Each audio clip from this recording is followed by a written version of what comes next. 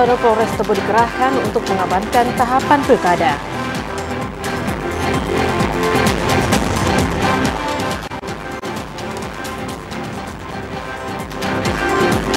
Sentra Gakumdu mitigasi potensi pelanggaran pada tahapan pencalonan pilkada serentak.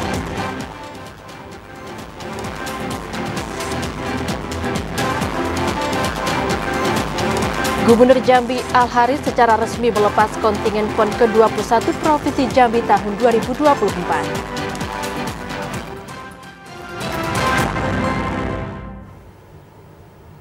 Assalamualaikum warahmatullahi wabarakatuh. Terima kasih Anda masih menyaksikan Jambi hari ini, edisi Minggu 25 Agustus 2024. Selain 3 topik utama tadi, redaksi kami juga telah menyiapkan sejumlah informasi penting dan menarik lainnya untuk Anda. Bersama saya, Kerani Utari. Dan saya Alhimni Rehan, inilah Jambi hari ini selengkapnya. Pasangan bakal calon kepala daerah yang akan maju pada pilkada sudah dapat mendaftarkan diri pada 27 hingga 29 Agustus 2024. Syarat minimal dari perolehan suara sah yakni 8,5% wajib dipenuhi. Komisi Pemilihan Umum Kota Jambi telah menyiapkan pelaksanaan tahapan pendaftaran calon wali kota dan wakil wali kota Jambi pada pemilihan kepala daerah serentak tahun 2024. Masa pendaftaran yang akan berlangsung pada 27 hingga 29 Agustus 2024 telah disosialisasikan KPU kepada seluruh partai politik.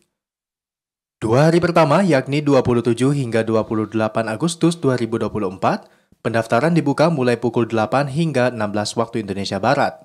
Sedangkan pada 29 Agustus 2024 akan dibuka hingga pukul 23:59 waktu Indonesia Barat. Berdasarkan keputusan KPU Kota Jambi nomor 597 tahun 2024 tentang penetapan syarat minimal suara sah partai politik atau gabungan partai dalam Pilwako Jambi 2024, menyatakan syarat minimal dari perolehan suara sah yakni 8,5%. Anggota KPU Kota Jambi, Rengki, mengatakan syarat tersebut wajib dipenuhi oleh pasangan bakal calon kepala daerah yang maju pada Pilwako Jambi 2024. Syarat-syarat itu ada 2, nanti persyaratan pencalonan dan persyaratan calon. Jadi ada 2 yang harus disiapkan bakal pasangan calon ini. Pertama itu syarat pencalonan yang terdiri nanti syarat dukungan ya kan dari partai politik, kemudian persetujuan, kemudian syarat-syarat calon ya di situ ada surat keterangan sehat, kan surat bank, bebas hutang segala macam. KPU Kota Jambi juga membuka layanan helpdesk pencalonan wali kota dan wakil wali kota Jambi tahun 2024 terkait informasi tata cara pembukaan akses silon dan pendaftaran. Partai politik atau koalisi partai politik yang ingin mendaftarkan pasangan bakal calon kepala daerah diminta untuk menyampaikan konfirmasi terlebih dahulu mengenai waktu kedatangan. Yogi Ramadhani, TVRI Jambi melaporkan. Sementara itu, Saudara, KPU Kota Sungai Penuh akan membuka pendaftaran calon wali kota dan wakil wali kota Sungai Penuh pada 27 hingga 29 Agustus. Seluruh bakal pasangan calon wali kota diimbau agar dapat melengkapi persyaratan yang telah ditetapkan. Tahapan pilkada serentak sudah memasuki masa pendaftaran calon wali kota dan wakil wali kota Sungai Penuh yang akan dimulai 27 hingga 29 Agustus 2024. Dalam tahapan pendaftaran akan dilaksanakan di Aula Kantor KPU Kota Sungai Penuh. KPU hanya memfasilitasi 50 orang tim pemenangan yang mendampingi calon wali kota dan wakil wali kota pada saat pendaftaran di kantor KPU Kota Sungai Penuh.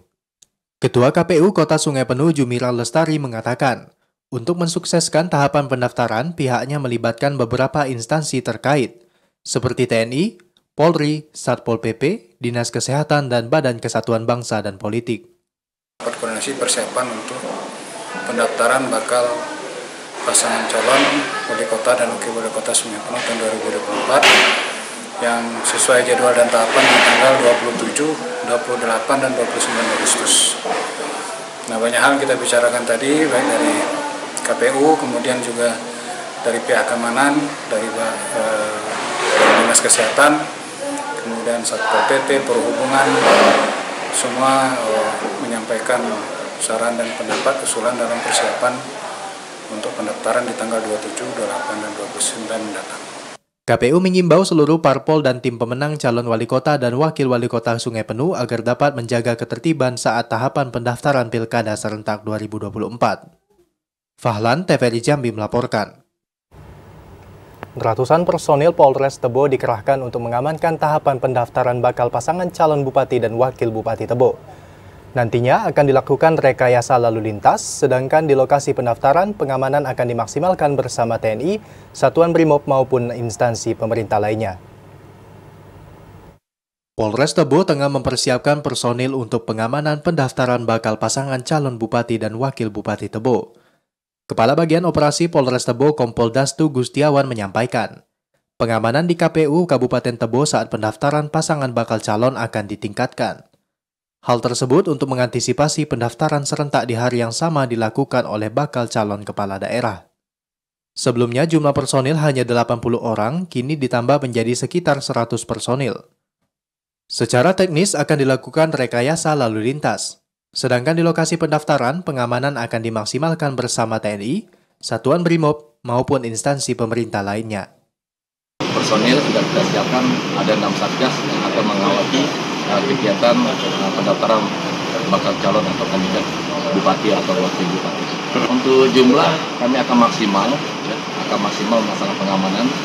Kemungkinan berdasarkan informasi dari intelijen akan berdampak penebalan yang kemarin mungkin 80 personil. Kemungkinan jika nanti para kandidat ini melaksanakan pengamanan secara serentak pada hari yang sama, namun berbeda jam, untuk kekuatan personil mungkin 100 personil akan kami siapkan.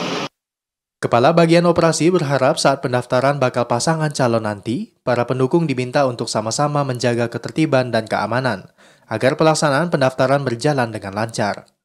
Intizam, TVRI Jambi melaporkan.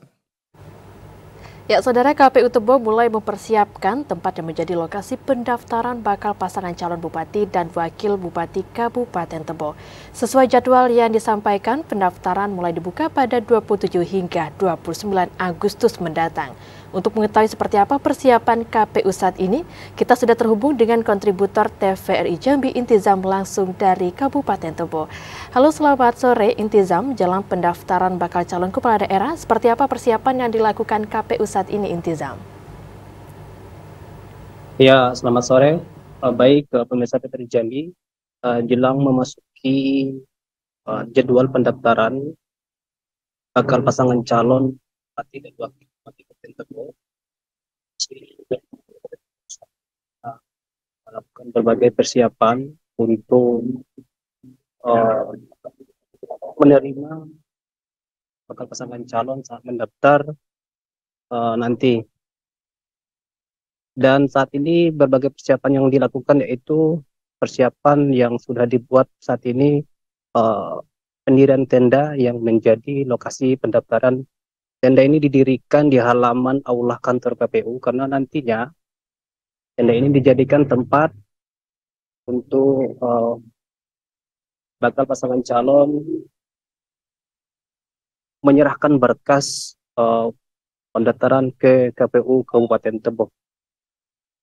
Selain tenda, juga ada ruangan VIP yang menjadi tempat bagi bakal pasangan calon juga nantinya sebelum menyerahkan berkas bakal pasangan calon akan diarahkan terlebih dahulu ke ruangan VIP yang telah disediakan oleh KPU Kabupaten Tebo. Tidak hanya lokasi, sebelumnya Komisi Pemilihan Umum Kabupaten Tebo juga sudah menggelar rapat koordinasi dengan para pimpinan partai politik maupun Forkompimda di Kabupaten Tebo terkait persiapan pendaftaran yang akan digelar pada tanggal 27 hingga 29 Agustus 2024. Memang dalam pertemuan tersebut disampaikan oleh KPU Kabupaten Tebo terkait syarat maupun batas ataupun jumlah pendukung yang mengantar bakal pasangan calon ke KPU Kabupaten Tebo. Memang ada beberapa poin yang harus disampaikan oleh KPU Kabupaten Tebo kepada para pimpinan maupun partai politik Kabupaten Tebo pada rakor beberapa hari yang lalu. Selain rapat dengan para pimpinan partai, persiapan lain juga dilakukan oleh KPU, yaitu melakukan koordinasi dengan TNI, Polri, dan juga para instansi pemerintah lainnya mengenai pengamanan yang akan dilakukan pada saat bakal pasangan calon mendaftar ke KPU Kabupaten Tebo. Ya, demikian. Baik, Intizam, berapa prediksi jumlah pasangan bakal calon dan apa saja syarat bagi pasangan bakal calon kepala daerah yang akan mendaftar, Intizam? Ya, untuk sejauh ini di Kabupaten Tebo sendiri ada 2 pasangan calon yang muncul sejak beberapa bulan yang lalu, dan 2 pasangan calon yang muncul ini yaitu pasangan Agus Rubianto dan Nazar Effendi, dan juga pasangan Aspan dan juga Wartono. Selain itu, untuk syarat maju di pilkada ini, sejauh ini untuk kedua pasangan calon sudah memenuhi persyaratan baik partai maupun persyaratan lain. Ya. Baik, demikian laporan dari Intizam langsung dari Kabupaten Tebo. Terima kasih, selamat sore dan selamat bertugas kembali, Intizam. Saudara, KPU Tebo membatasi masa pendukung saat pendaftaran bakal calon bupati dan wakil bupati Pilkada serentak 2024. KPU akan membagikan ID card sebagai tanda pengenal saat masuk ke lokasi pendaftaran. Menghadapi pemilihan kepala daerah serentak pada 27 November tahun 2024, Komisi Pemilihan Umum Kabupaten Tebo terus melakukan berbagai macam persiapan. Salah satunya menggelar rapat koordinasi bersama pimpinan partai politik terkait persiapan menghadapi pendaftaran pasangan calon bupati dan wakil bupati Tebo yang dilaksanakan pada 27 hingga 29 Agustus 2024. Ketua KPU Kabupaten Tebo Atiul Fuadiah mengatakan dalam rakor tersebut, KPU menyampaikan pembatasan jumlah pendukung yang masuk ke ruang pendaftaran. KPU akan membagikan ID card sebagai tanda pengenal saat masuk ke lokasi pendaftaran. Kalau saat mendaftar nanti artinya cuma ada beberapa orang yang bisa masuk ke lokasi kita KPU, dan itu nanti akan kita kasih ID card. Nah, tapi yang untuk betul-betul bisa masuk ke dalam ruangan pendaftaran di aula KPU itu kurang lebih tidak lebih dari 20 orang. Di mana 20 orang itu harus memakai ID card semua. Berdasarkan informasi sementara, masing-masing bakal pasangan calon bupati dan wakil bupati Tebo akan dilakukan pada tanggal 28 Agustus 2024. Namun untuk waktu yang belum diketahui apakah pasangan Aspantono atau ARB Nazar yang lebih dahulu mendaftar ke KPU Kabupaten Tebo. Intizam TVRI Jambi melaporkan. Sentra Gakumdu Provinsi Jambi mitigasi potensi pelanggaran tindak pidana pemilihan pada tahapan pencalonan Pilkada serentak 2024. Segala bentuk pelanggaran akan ditindak tegas sesuai dengan hukum yang berlaku. Tahapan pendaftaran calon kepala daerah pada Pilkada serentak 2024 mulai dibuka pada 27 hingga 29 Agustus 2024. Baik untuk gubernur dan wakil gubernur, bupati dan wakil bupati, serta wali kota dan wakil wali kota. Jelang tahapan pencalonan tersebut, Sentra Penegakan Hukum Terpadu Gakumdu yang terdiri dari Bawaslu, Kejaksaan, dan Kepolisian mulai melakukan berbagai persiapan. Salah satunya dengan menggelar rapat koordinasi Sentra Gakumdu se-Provinsi Jambi. Ketua Bawaslu Provinsi Jambi, Wayne Arifin, mengatakan rakor ini bertujuan untuk mitigasi potensi pelanggaran tindak pidana pemilihan pada tahapan pencalonan Pilkada serentak 2024. Nantinya akan dibahas pasal-pasal terkait pencalonan dan kampanye, karena tahapan ini sangat krusial. Nah, tujuannya adalah untuk menyamakan persepsi dan pola penanganan dalam menghadapi tahapan pencalonan. Kan sebagaimana diketahui tanggal 27, 28, 29 pendaftaran calon untuk kepala daerah, dan selanjutnya akan ada proses penelitian administrasi dan sebagainya. Nah, dalam rangka menghadapi tahapan ini, kita ingin menyamakan pemahaman dan pola penanganan agar dalam proses tahapan ketika ada dugaan tindak pidana kita sudah tinggal jalan. Sementara itu, Direktur Reserse Kriminal Umum Polda Jambi, Kombes Pol Andriananta Yudhistira menegaskan, Segala bentuk pelanggaran akan ditindak tegas sesuai dengan hukum yang berlaku tanpa pandang bulu. Yogi Ramadhani, TVRI Jambi melaporkan. KPU Kota Sungai Penuh memproses 2 oknum yang diduga melakukan pelanggaran kode etik pada Pilkada serentak 2024. Informasi selengkapnya akan kami hadirkan usai jeda, tetaplah bersama Jambi hari ini.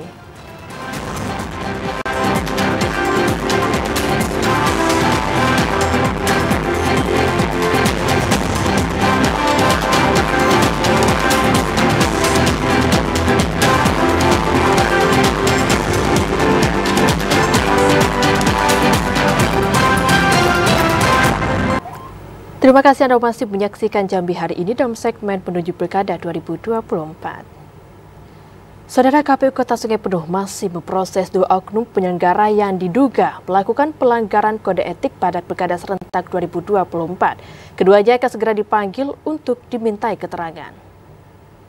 Ketua KPU Kota Sungai Penuh Jumiral Lestari mengatakan, pihaknya telah menerima laporan dari Bawaslu Kota Sungai Penuh terkait pelanggaran yang dilakukan oleh oknum PPS dan PPK di Kota Sungai Penuh. Pelanggaran tersebut dilakukan oleh staf sekretariat PPK Tanah Kampung yang diduga melanggar kode etik dengan berfoto bersama dan menyatakan dukungan terhadap salah satu pasangan calon wali kota dan wakil wali kota. Selain itu, KPU juga menerima laporan terkait tahapan coklit yang dilakukan oleh oknum PPS di luar tahapan yang telah ditetapkan. Hingga saat ini, KPU Kota Sungai Penuh masih memproses oknum penyelenggara yang diduga melakukan pelanggaran tahapan Pilkada serentak, yakni mengumpulkan seluruh bukti-bukti pelanggaran dan memanggil oknum PPS maupun PPK untuk dimintai keterangan terkait pelanggaran yang telah dilakukan. Sehubungan dengan anggota PPS yang melakukan tindakan perbuatan yang mengarah kepada dukungan bakal calon, ya. Itu sedang kita proses kode etiknya, masih sedang berjalan. Nanti mungkin dalam waktu dekat sudah ada keputusan. Jumiral Lestari juga mengimbau seluruh penyelenggara Pilkada serentak, baik PPK maupun PPS, agar bersikap netral jelang pelaksanaan Pilkada serentak pada 27 November mendatang. Fahlan, TVRI Jambi melaporkan. KPU Muaro Jambi meminta masyarakat untuk dapat memastikan namanya telah tercantum pada DPS yang telah ditetapkan, agar nantinya dapat menyalurkan hak suaranya pada Pesta Demokrasi Pemilihan Kepala Daerah 2024. Masa tanggapan masyarakat tentang hasil pleno daftar pemilih sementara untuk pemilihan Kepala Daerah serentak 2024 yang telah diumumkan akan segera berakhir. KPU berharap masyarakat dapat berperan aktif untuk memastikan namanya terdaftar dalam DPS yang telah diumumkan, agar dapat menggunakan hak pilihnya pada 27 November mendatang. Komisioner KPU Muaro Jambi Divisi Perencanaan Data dan Informasi, Trika Kurniati Nasution mengatakan, sejauh ini pihak penyelenggara telah menerima masukan atau tanggapan masyarakat tentang DPS yang diumumkan.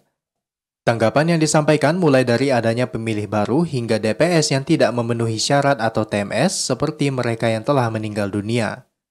Rika menegaskan tanggapan masyarakat yang benar keabsahannya langsung dimasukkan dalam sistem informasi data pemilih. Sehingga pada pleno daftar pemilih sementara hasil perbaikan masukan masyarakat tersebut telah diakomodir. Sementara saat ini belum kita akomodir, belum bisa kita ini karena masih sedang direkap oleh PPS dan PPK. Pada saat pasca pengumuman DPS ini kita sudah tidak terlalu banyak lagi yang harus kita kerjakan untuk persiapan DPS-HP, data pemilih sementara hasil perbaikan. Untuk jadwal rapat pleno DPS hasil perbaikan di tingkat PPS akan digelar pada 5 September mendatang. Sedangkan pleno di tingkat PPK dijadwalkan pada 9 September. Setelah pleno di tingkat kecamatan dilanjutkan pada tahapan pleno penetapan daftar pemilih tetap di tingkat KPU Kabupaten, yang dijadwalkan 14 hingga 21 September. Sebelumnya pada 11 Agustus lalu, KPU Muaro Jambi telah menetapkan 317.619 daftar pemilih sementara untuk Pilkada 2024. Azam Afnan, TVRI Jambi melaporkan. KPU Kota Jambi membuka posko tanggapan warga terkait daftar pemilih sementara pada 18 hingga 27 Agustus 2024. Layanan tersebut, saudara, untuk memastikan warga yang memiliki hak pilih terdaftar sebagai pemilih di Pilkada 2024. KPU Kota Jambi telah menetapkan daftar pemilih sementara sebanyak 458.052 pemilih untuk Pilkada 2024 beberapa waktu lalu. Terdiri dari 225.264 pemilih laki-laki dan 232.789 pemilih perempuan yang tersebar di 11 kecamatan, 62 kelurahan dan 943 tempat pemungutan suara TPS di Kota Jambi. Guna memastikan warga yang belum masuk namanya di dalam daftar pemilih sementara, KPU Kota Jambi membuka posko tanggapan warga terkait DPS. Posko tersebut juga ditujukan untuk mendata warga yang tidak lagi memiliki status sebagai pemilih, misalnya meninggal dunia, sudah menjadi TNI Polri, pindah domisili, dan lainnya. Anggota KPU Kota Jambi, Rengki, berharap agar masyarakat proaktif memanfaatkan layanan tersebut, sehingga warga yang memiliki hak pilih dapat menggunakan suaranya pada Pilkada 2024. Cek DPT online. DPT online nanti di situ masukkan NIK, kemudian masukkan nomor HP, kemudian nanti akan ada kode OTP isi. Nah, di situ akan nanti bisa dilihat terdaftar atau tidak di TPS mana. Nanti itu bisa dicek langsung di DPT online. Selain itu, posko tanggapan juga dapat digunakan masyarakat untuk memperbaiki data diri yang salah atau kurang dalam situs cekdptonline.kpu.go.id. Misalnya ada kesalahan penginputan nama dan lainnya. Yogi Ramadhani, TVRI Jambi melaporkan. Ribuan peserta mengikuti Batang Hari Tangguhuran 2024 pada Minggu pagi. Informasi selengkapnya setelah pariwara berikut. Tetaplah bersama kami.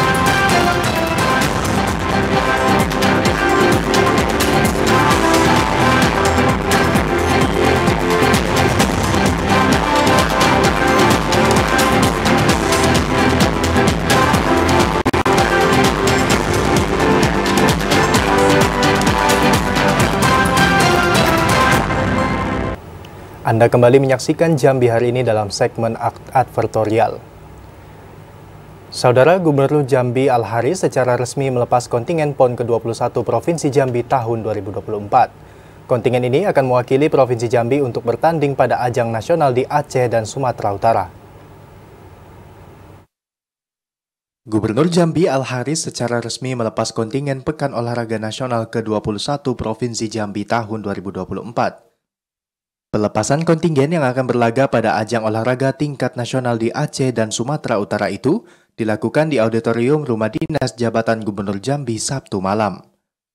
Al-Haris mengatakan atas nama masyarakat dan pemerintah Provinsi Jambi menyampaikan selamat kepada seluruh atlet terpilih yang akan mewakili daerah untuk bertanding pada ajang nasional. Diharapkan para atlet mampu memberikan hasil yang baik untuk membawa sebanyak-banyaknya medali ke daerah. Al-Haris berpesan seluruh kontingen untuk dapat menjaga kesehatan, stamina, serta fokus, agar mampu meraih prestasi pada setiap pertandingan.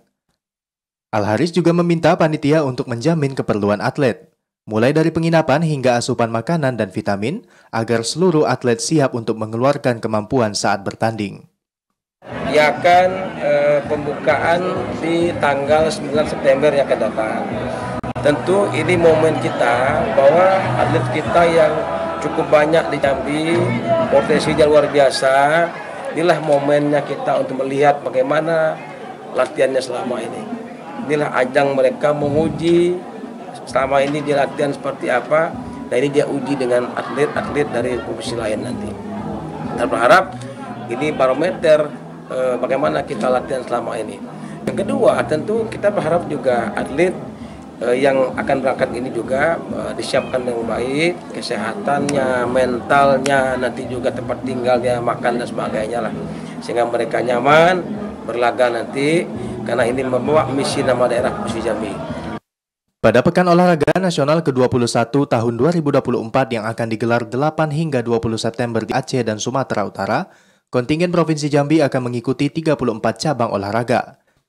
17 cabang olahraga di Aceh dan 17 cabang olahraga lainnya di Sumatera Utara. Resmi dilepas oleh Bapak Gubernur dan insya Allah ada beberapa cabang olahraga yang akan mulai berangkat. Mulai besok tanggal 25 WUSU. Pertama WUSU itu akan bertanding di Medan. Alhamdulillah ada beberapa atlet WUSU yang langsung latihan itu pelatnahnya itu langsung di China, Tiongkok. Jadi harapan saya dengan latihan sudah 3 bulan ini mereka ini bisa memberikan kontribusi prestasi medali buat Provinsi Jambi. Alhamdulillah tadi kita sudah dengar sambutan dari Bapak Gubernur, dan Bapak Gubernur sangat merespon dan akan memberikan siapapun atlet berprestasi meraih medali emas khususnya akan diberangkatkan umroh oleh Bapak Gubernur dengan dana pribadi. Sebelumnya, 218 atlet Jambi telah mengikuti pelatihan daerah selama 6 bulan dan siap untuk membuktikan hasil dari pelatihan ini di tingkat nasional. Drendiarta, TVRI Jambi melaporkan. HUT ke-79 Republik Indonesia tahun 2024, Gubernur Jambi Al-Haris secara resmi melepas kegiatan Sunmori untuk masyarakat. Dalam rangka menyemarakan perayaan Hari Ulang Tahun ke-79 Republik Indonesia tahun 2024, pemerintah Provinsi Jambi menggelar kegiatan Sunday Morning Ride atau Sunmori untuk masyarakat. Kegiatan yang dimulai dari halaman luar Rumah Dinas Jabatan Gubernur Jambi itu dilepas secara resmi oleh Gubernur Jambi Al-Haris Minggu pagi. Al-Haris mengatakan Sunmori bukan hanya tentang kecepatan dan adrenalin, tetapi juga tentang menikmati momen kebersamaan dan menciptakan kenangan indah dengan berdampingan. Filosofi tersebut sejalan dengan skema pembangunan yang diupayakan pemerintah Provinsi Jambi. Membangun hubungan yang harmonis antara masyarakat dan pemerintah menjadi pondasi utama dalam mengisi pembangunan untuk mewujudkan percepatan pemajuan daerah. Penyelenggaraan kegiatan Sunmori juga dilakukan pemerintah untuk berbagi kebahagiaan pada hari kemerdekaan bersama masyarakat. Menjaga persatuan dan kesatuan dalam pembangunan daerah sangat dibutuhkan untuk memaksimalkan terwujudnya pemerataan kesejahteraan. Pada pagi yang insya Allah cerah ini, kita laksanakan kegiatan dalam rangka memeriahkan ulang tahun kemerdekaan yang ke-79 Indonesia, yaitu berbagai macam lomba kita lakukan, dan pagi hari ini adalah komunitas Sunmori. Nah, mudah-mudahan ini adalah refleksi daripada kecintaan kita terhadap bangsa dan negara, serta menghormati perjuangan dari para pendahulu kita dulu. Dan demikian, tugas kita mengisi pembangunan dengan event-event, dan tujuannya adalah kita membangun rasa persatuan dan kesatuan di antara kita. Al-Haris berharap kegiatan Sunmori dalam rangka menyemarakan peringatan Hari Kemerdekaan Negara dapat memberikan dampak positif bagi masyarakat. Drendiarta, TVRI Jambi melaporkan. Saudara, ribuan peserta mengikuti Batanghari Tangguh Run 2024 pada Minggu pagi. Event olahraga lari maraton ini diramaikan oleh peserta dari berbagai daerah di Provinsi Jambi hingga luar Provinsi Jambi. Sebanyak 2.357 peserta mengikuti event olahraga Batanghari Tangguh Run 2024 Minggu pagi. Para pelari yang start dan finish dari Aek Meliuk, Muara Bulian, Kabupaten Batanghari itu memperlombakan berbagai kata kategori, mulai dari 6 km pelajar dan dewasa, 6 km fun run hingga 10 km nasional. Para peserta yang mengikuti lari maraton ini tidak hanya dari Provinsi Jambi, namun juga di luar Provinsi Jambi, seperti Sumatera Barat, Riau, bahkan Nusa Tenggara Barat. Bupati Batanghari Muhammad Fadil Arif turut melepas pelari maraton di garis start. Tujuan digelarnya lari maraton sendiri untuk mengarahkan masyarakat, khususnya kaula muda, terkait pentingnya berolahraga, demi menjaga kesehatan tubuh, serta meningkatkan pola pikir ke arah yang lebih positif. Mudah-mudahan nanti ini ke depan ini akan semakin baik lagi untuk kita semua. Tetaplah berolahraga, tetaplah melakukan kegiatan positif, tetap berpikir positif. Karena hidup kita tergantung dengan diri kita. Orang lain cuma bisa membantu, cuma bisa menolong, dan cuma bisa mendoakan kita. Kita bahagia tergantung diri kita semua. Dan kita lihat hari ini semua yang ikut start bahagia semua. Yang tidak finish pun masih ikut bahagia. Alhamdulillah. Salah seorang pemenang lomba asal Nusa Tenggara Barat, Sunardin, sangat puas dengan hasil yang dicapai. Dirinya sangat berharap event seperti ini dapat menjadi agenda rutin pemerintah Kabupaten Batanghari, dan lebih banyak lagi diikuti oleh peserta dari berbagai daerah. Mudah-mudahan pemerintah Batanghari tahun depan bisa mengadakan lagi supaya kita bisa datang lagi ke Jambi lagi, bisa datang ke Batanghari, bisa mengenal Batanghari lagi, bisa ketemu lagi di kawan-kawan di Batanghari. Kesulitannya di sawit kalau nggak salah tadi. Di situ ada tanjakan. Nah di situ ya diujinya mental seorang atlet di situ, bagaimana kesabaran untuk menghadapi tanjakan, bagaimana untuk mengatur pace. Kedepan, pemerintah Kabupaten Batanghari pun berencana akan menggelar kembali kegiatan Batanghari Tangguran tersebut pada Desember mendatang. Ade Juniawan, TVRI Jambi melaporkan. Perwakilan Bank Indonesia Provinsi Jambi bersama pemerintah Kota Jambi menggelar Gerakan Nasional Pengendalian Inflasi Pangan. Kegiatan yang dilaksanakan di objek wisata Tugu Keris Siginjai tersebut untuk menekan angka inflasi di Kota Jambi. Perwakilan Bank Indonesia Provinsi Jambi bersama pemerintah Kota Jambi menggelar Gerakan Nasional Pengendalian Inflasi Pangan atau GNPIP. Kegiatan Gerakan Pengendalian Inflasi Pangan yang digelar di objek wisata Tugu Keris Kota Baru, Kota Jambi Minggu pagi untuk mengendalikan angka inflasi di Kota Jambi. Selain menyediakan berbagai macam kebutuhan pokok yang dijual dengan harga murah, pada kegiatan ini juga dilaksanakan senam sehat bersama, hingga sosialisasi bijak menggunakan uang oleh Bank Indonesia Provinsi Jambi. Kegiatan yang dibuka sejak pukul 6 waktu Indonesia Barat ini disambut antusias oleh masyarakat. Bahkan sejumlah kebutuhan pokok langsung habis terjual. Sekretaris Daerah Kota Jambi, Ridwan mengatakan saat ini pemerintah terus berupaya mengendalikan angka inflasi di Kota Jambi. Diharapkan Bank Indonesia terus bersinergi dalam meningkatkan pelayanan ke masyarakat, terkhususnya di Kota Jambi. Kepala Perwakilan Bank Indonesia Provinsi Jambi, Pak Warsono beserta jajaran alhamdulillah berjalan dengan lancar. Kegiatan ini salah satu yang kita menghimbau bersosialisasi dengan masyarakat bahwa pengendalian inflasi ini di Kota Jambi ini alhamdulillah ini berkat kerjasama seluruh tim TPID dan dibantu oleh Bank Indonesia juga, dan masyarakat punya pilihan di sini. Di sini kita ada sosialisasi sama masalah komoditi pangan, pameran UMKM, dan semua kegiatan yang dibutuhkan oleh masyarakat khususnya di Kota Jambi. Harga-harga komoditi ini cukup murah dibanding tempat lain. Dan ini kita lakukan secara rutinitas bersama Bank Indonesia, dimulai juga di Kota Jambi. Sementara itu, Kepala Perwakilan Bank Indonesia Provinsi Jambi, Warsono, mengatakan diharapkan dengan kolaborasi bersama pemerintah Kota Jambi ini dapat membantu mengendalikan angka inflasi. Kedepan, kegiatan ini akan terus ditingkatkan oleh perwakilan Bank Indonesia Provinsi Jambi. Jadi Bank Indonesia pagi ini berkolaborasi tentunya dengan semua stakeholder terkait dalam pelaksanaan kegiatan Gerakan Nasional Pengendalian Inflasi Pangan. Ini menjadi sebuah kegiatan yang berupaya untuk menjaga kestabilan harga di Kota Jambi ini bisa terkendali. Jadi melalui Gerakan Nasional Pengendalian Inflasi Pangan ini kita bersama-sama melaksanakan kegiatan pasar murah, kemudian tadi kegiatan pemberian bantuan alat produksi pertanian, baik itu sintanya maupun bibitnya. Kemudian kita juga melakukan kegiatan kampanye belanja bijak, termasuk kampanye untuk mendorong masyarakat menggunakan komoditas yang sudah diolah. Pada kegiatan ini, perwakilan Bank Indonesia Provinsi Jambi turut memberikan sejumlah bantuan kepada masyarakat. Salah satunya memberikan alat kultivator dan bibit tanaman kepada perwakilan petani di Kota Jambi. Asyar, TVRI Jambi melaporkan. Fakultas Hukum Universitas Jambi menggelar seminar nasional dan call for paper.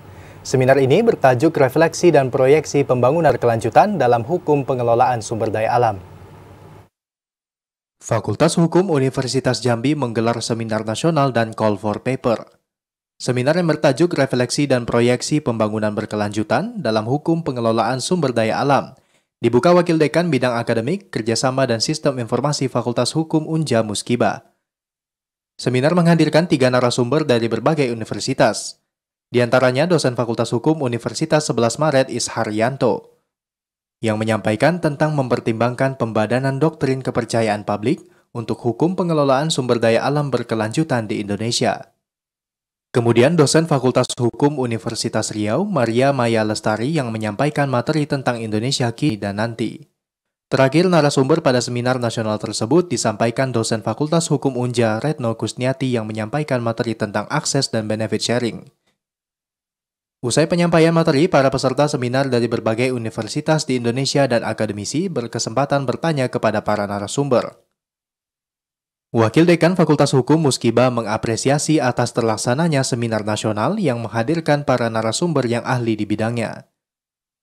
Muskiba berharap melalui seminar ini dapat menghasilkan norma hukum, sehingga hukum pengelolaan sumber daya alam berkelanjutan dapat terwujud yang selaras pada pasal 33 ayat 3 Undang-Undang Dasar 1945.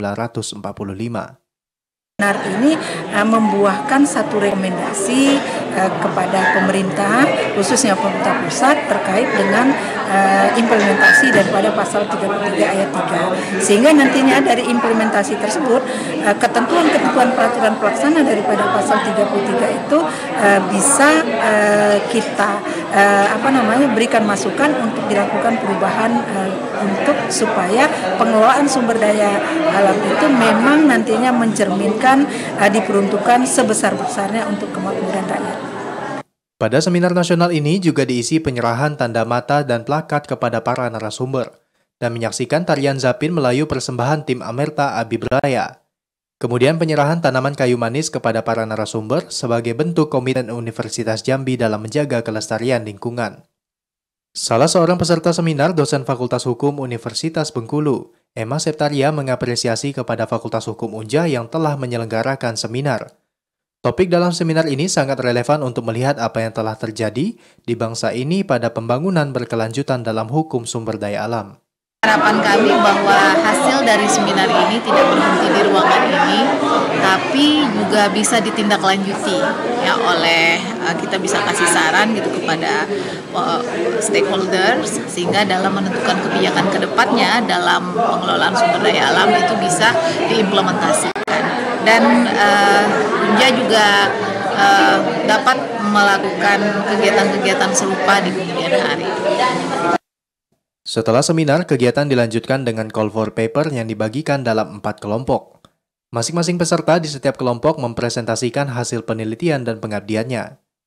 Ketua Panitia Ivan Fauzani Raharja berharap, melalui diskusi ini mampu menghasilkan kontribusi pemikiran yang positif bagi daerah, sehingga dapat meletakkan kembali pondasi tata kelola pengelolaan sumber daya alam yang baik dan benar. Mengingat potensi sumber daya alam yang dimiliki bangsa, terutama Provinsi Jambi sangat besar, baik dari sektor kehutanan, perkebunan, perikanan, dan pertambangan. Ini merupakan wujud dari kontribusi perguruan tinggi dalam ini Fakultas Hukum Universitas Jambi untuk melihat refleksi dan proyeksi terhadap pengelolaan sumber daya alam yang berkelanjutan, terutama di sektor sumber daya alam. Kita berharap supaya dalam pengelolaannya itu betul-betul mengikuti kaidah-kaidah, aturan-aturan dari hukum lingkungan itu sendiri, serta aturan-aturan yang teknis yang mengatur mengenai hal tersebut. Dari diskusi call for paper ini bisa memberikan masukan bagi pemerintah daerah ya, dan juga bagi pemerintah pusat nantinya. Seminar nasional dan call for paper yang digelar Fakultas Hukum Universitas Jambi ini merupakan wujud kontribusi nyata Unja untuk berkelanjutan pengelolaan sumber daya alam yang dimiliki bangsa. Azam Afnan, TVRI Jambi melaporkan. Saudara, harga beras di Desa Lagan Ulu, Kecamatan Geragai, Kabupaten Tanjung Jabung Timur mencapai Rp13.000. Informasi selengkapnya akan kami hadirkan usai jeda, tetaplah bersama kami.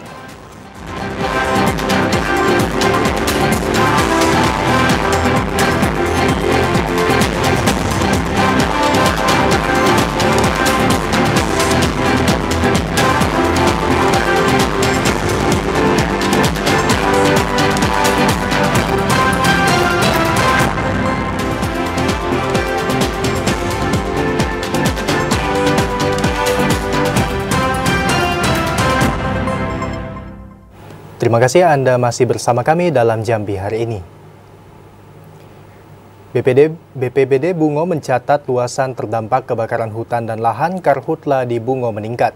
Selama musim kemarau hingga akhir Agustus 2024 mencapai belasan hektar. Untuk mengetahui informasinya, kami telah terhubung dengan kontributor TVRI Jambi Mukyandi langsung dari Kabupaten Bungo. Halo, selamat sore Andi. Berapa total luasan lahan yang terbakar selama musim kemarau di Kabupaten Bungo dan di mana saja lokasi terjadinya karhutla?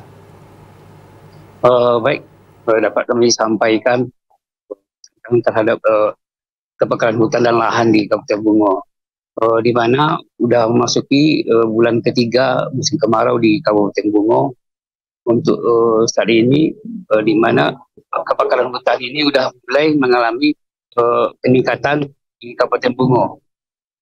Sebelumnya saat awal bulan Agustus, di mana jumlah kebakaran hutan dan lahan di Kabupaten Bungo cuma di angka 2 hektar.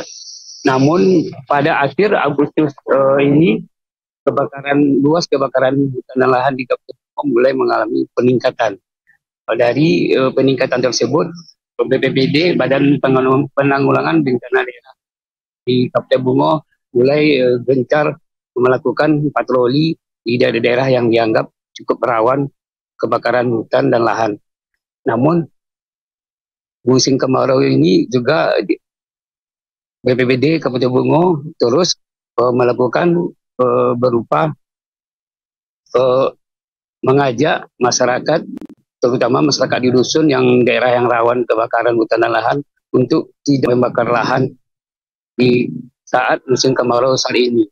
Dan begitu juga untuk saat ini terdapat 7 wilayah atau 7 kecamatan yang terjadi kebakaran hutan dengan jumlah 11 hektar lahan tersebut.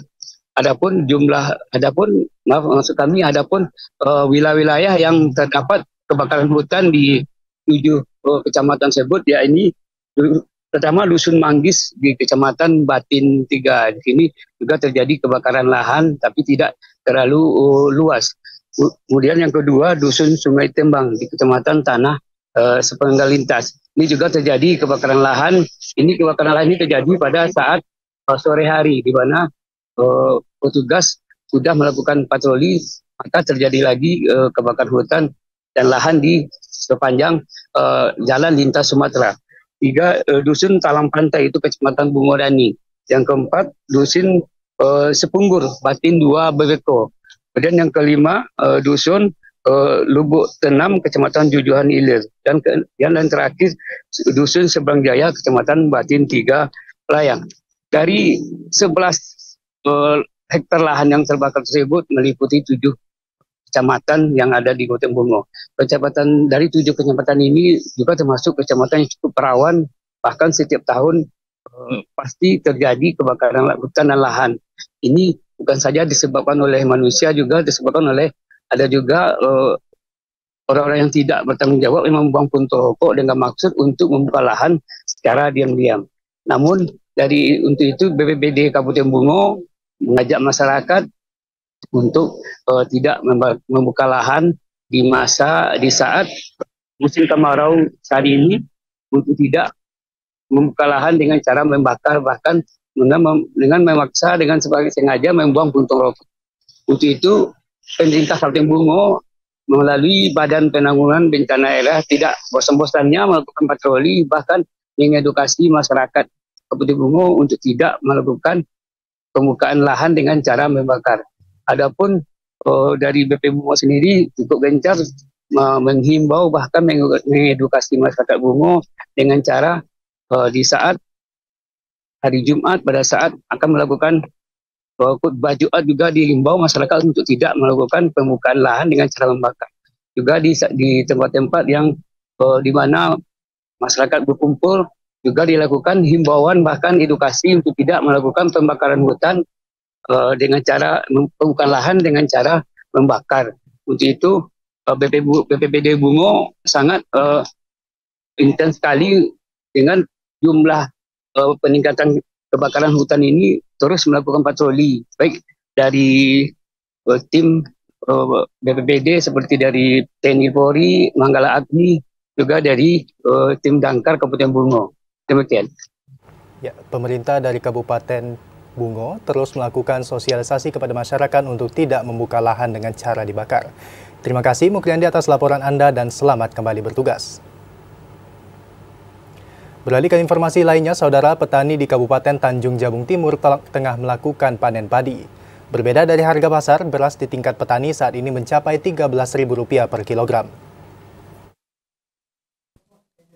Harga beras 1 kg di tingkat petani di Desa Lagan Ulu, Kecamatan Geragai, Kabupaten Tanjung Jabung Timur mencapai Rp13.000. Harga ini jauh dari harga beras di pasaran yang menyentuh Rp15 hingga Rp16.000 per kilogramnya. Salah seorang petani setempat, Raswan, mengatakan, harga tersebut memang terbilang rendah dari harga pasar, Terlebih hingga saat ini musim panen padi di Kabupaten Tanjung Jabung Timur masih berlangsung. Di lahan milik petani di Kecamatan Geragai, masing-masing mereka dijatah 2 ton beras oleh Dinas Ketahanan Pangan Kabupaten Tanjung Jabung Timur untuk dijadikan persediaan pangan. Petani yang melakukan panen padi sekarang merupakan hasil tanaman pada periode akhir April hingga awal Mei lalu. Secara keseluruhan, jenis tanaman yang ditanam merupakan varietas padi MR yang didapat dari bantuan pemerintahan Kabupaten Tanjung Jabung Timur.